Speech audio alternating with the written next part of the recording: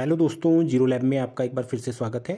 आज की वीडियो में हम लोग एक इन्वर्टर एलईडी बल्ब यानी एसी डीसी एलईडी बल्ब की रिपेयरिंग करना सीखने वाले हैं। तो यहाँ पे ये जो एलईडी बल्ब है ये काम तो कर रहा है, लेकिन ये केवल एसी में काम कर रहा है, यानी जब लाइट चली जाती है ऐसी कंडीशन में ये ग्लो नहीं होता है। तो यहाँ पे ऐसी कंडीशन में क्या फॉल्ट आ सकती है, और ज़्यादातर जो कॉमन फॉल्ट है वो बैटरी की वजह से आती है। बहुत कम ही ऐसी कंडीशन होती है कि इसमें आईसी जो है वो ख़राब हो।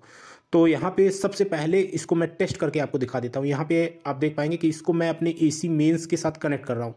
यहाँ पे आप देख पाएंगे इस तरीके से मैं एसी मेंस के साथ इसको कनेक्ट कर रहा हूँ, और इसकी एमसीपीसीबी जो है वो प्रॉपर तरीके से वर्क कर रही है। यहाँ पे एमसीपीसीबी जो है ग्लो हो रही है और ये प्रॉपर तरीके से वर्क कर रहा है।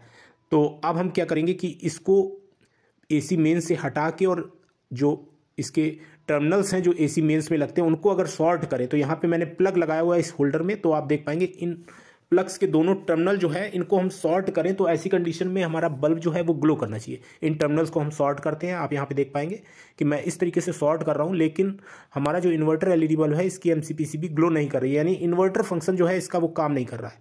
तो ऐसी कंडीशन में फॉल्ट जो है वो क्या है, इसमें इसकी बैटरी सबसे पहले हमको टेस्ट करनी होती है। यहाँ पे आप देख पाएंगे पीसीबी जो है बिल्कुल ठीक दिख रही है, कहीं भी कोई कंपोनेंट हमको बर्न वगैरह नहीं दिख रहा है। तो यहाँ पे इसका जो बैटरी का कनेक्टर है उसको हम निकाल लेते हैं, और इसके बाद इसकी बैटरी के वोल्टेज जो है उसको हम टेस्ट करते हैं। यहाँ पे आप देख पाएंगे इसकी बैटरी के टर्मिनल्स जो है रेड और ब्लैक वायर हैं इनमें, और इस कनेक्टर पे ही हम टेस्टिंग करेंगे। मल्टीमीटर को डीसी सेक्शन में मैंने लगा लिया है, और यहाँ पे आप देख पाएंगे कि बैटरी के वोल्टेज हम टेस्ट करते हैं। तो वोल्टेज हमको कितने मिलने चाहिए, यहाँ पे लगभग 3.7 या 4 वोल्ट के अबाउट हमें यहाँ पे मिलना चाहिए। अगर बैटरी डाउन है तो 3.2 वोल्ट के करीब हमको फिर भी यहाँ पे मिलना चाहिए। तो चलिए मैं इसको टेस्ट करके आपको दिखाता हूँ।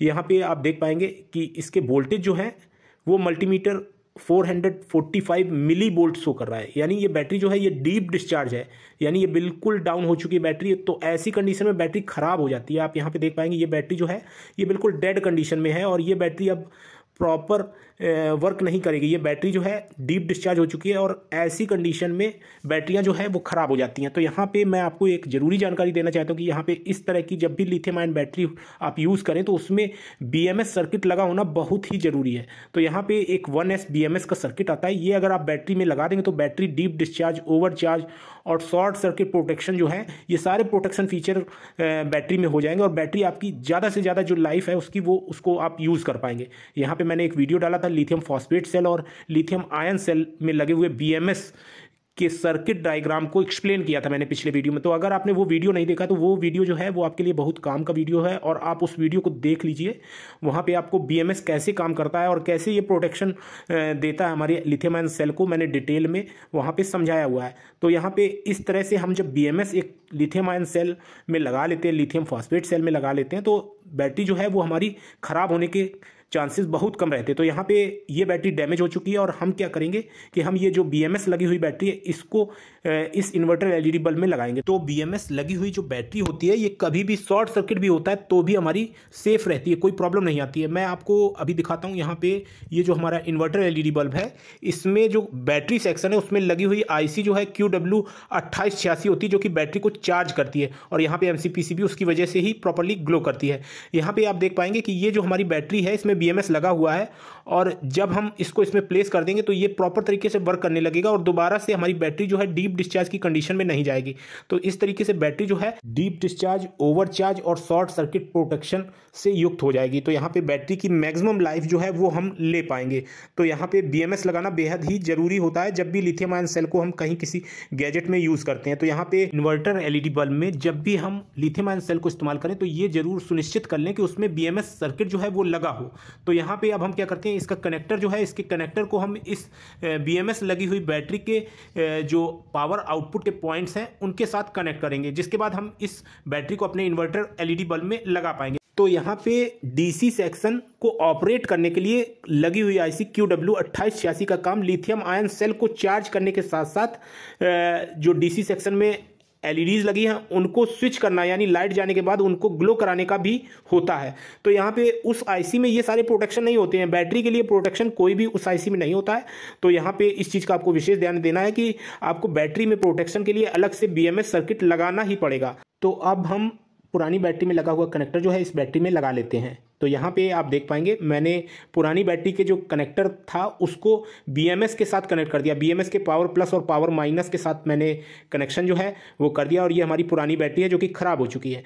अब हम क्या करते हैं कि इस बैटरी को अपने इन्वर्टर LED बल्ब में लगा के और टेस्ट करते हैं कि यहाँ पे हमारा इन्वर्टर LED बल्ब जो है वो प्रॉपर तरीके से वर्क कर रहा है या नहीं कर रहा है। तो यहाँ पे आप देखेंगे कि इसका ये कनेक्टर, और कनेक्टर में भी आपको ध्यान देना है पॉजिटिव नेगेटिव के कनेक्शन जो है वो प्रॉपर होने चाहिए, उल्टे कनेक्शन नहीं होने चाहिए। तो यहाँ पर आपने देखा कि मैंने कनेक्टर को कनेक्ट कर दिया है और यहाँ पर आप देख पाएंगे मैं इन्वर्टर LED बल्ब को इस तरीके से लगा रहा हूँ। तो यहाँ पर MC PCB जो है वो प्रॉपर तरीके से वर्क कर रही है। आप यहाँ पर देख पाएंगे कि LEDs जो हैं वो ग्लो कर रही हैं।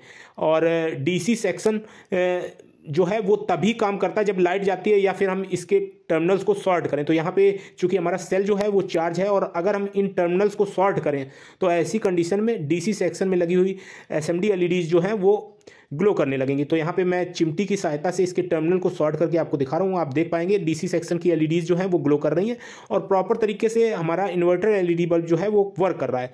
तो इस तरीके से आप एक इन्वर्टर LED बल्ब जो है उसको रिपेयर कर सकते हैं। यहाँ पे मैंने आपको बताया कि इसमें लगी हुई बैटरी जो है उसमें BMS लगाना बेहद ही जरूरी है और BMS लगी हुई बैटरी जो है वो अपनी मैक्सिमम लाइफ जो है वो देती है। तो यहाँ पे आप देख पाएंगे मैं जब इसके टर्मिनल्स को शॉर्ट करता हूँ तो DC सेक्शन में लगी हुई LEDs जो है प्रॉपर तरीके से वर्क कर रही हैं और ये इन्वर्टर LED बल्ब जो है ये प्रॉपर तरीके से हमने ठीक कर लिया। अब इसमें दोबारा से इस तरह की समस्या नहीं आएगी, बैटरी जो है वो अपनी मैक्सिमम लाइफ जो है वो हमको देगी। तो यहाँ पे इन्वर्टर LED बल्ब की सर्किट में इस्तेमाल होने वाले कंपोनेंट्स का क्या काम होता है और इसके सर्किट को मैंने डिटेल में एक्सप्लेन किया है। आप वो वीडियो देख के आप इन्वर्टर LED बल्ब की रिपेयरिंग जो है वो आसानी से कर सकते हैं। उम्मीद करता हूँ कि ये वीडियो जो है आपके लिए हेल्पफुल रहेगा।